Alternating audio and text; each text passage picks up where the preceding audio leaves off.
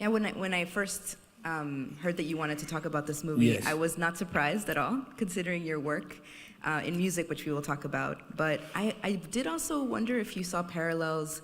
You know, the film is set in the 80s in divided Berlin. Yes, of course. And I wonder if you saw parallels even to Argentina during the Dirty War. I mean, this tension that was going on in Argentina at the time that you were living there.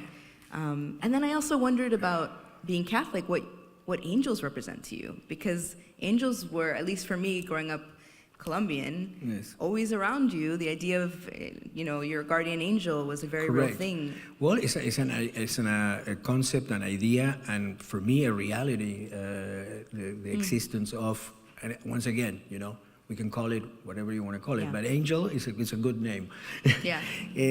But that there's certainly energies that somehow protect us, and that somehow each one of us have particular energies that take care of us. There's, I mean, we know now, and that's one of the fascinating things about what is happening now with science. You know, it's with the surgeons of quantum physics. You know, and how now science is connecting finally to the world of spirituality, you know, and how they're coming very, very, very close, extremely close, as it always, I thought, should be, you know, and so we know that there are, you know, parallel universes, that, you know, there are other dimensions. We know now for a fact, this is not something that is something, you know, elucubrating and saying, no, this, you know, it's like some of the, you know, like in some of Einstein, you know, theories, we can't really,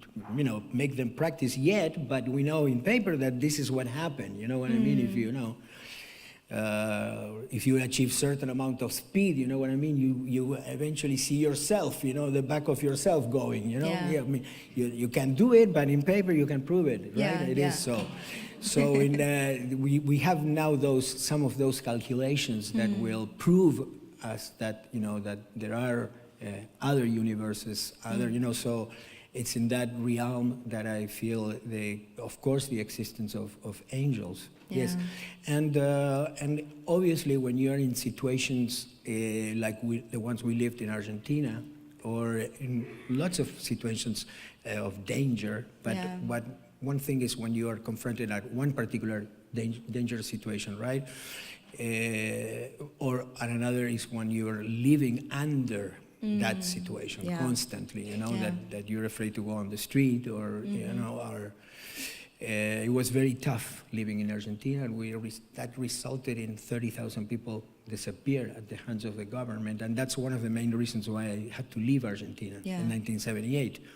So yes, I mean, you know, in many circumstances in Argentina, I think there was a few angels that took care of me and of a lot of people, you know, that somehow were able to not fall under that pressure, you know, that situation. It's one of the beautiful things that the movie shows us is the idea of angels not intervening, but supporting. Correct. And then just being there. I mean, you see, one of my favorite scenes in the movie is this library scene where, I don't know if you remember, Gustavo, but it's this beautiful sequence, and it's one of the few times that music actually comes into a scene in the movie. The movie doesn't use music that often. Not that much, but it's very well used. But it's very well used in that scene, and it's a scene where you see all these angels kind of walking next to people in the library and listening to them and being next to them. It's a beautiful scene. It's so poetic, the movie too, you know, the concept of the angels just, you know, getting closer with their ears to listen what the people are thinking. It's beautiful, beautiful.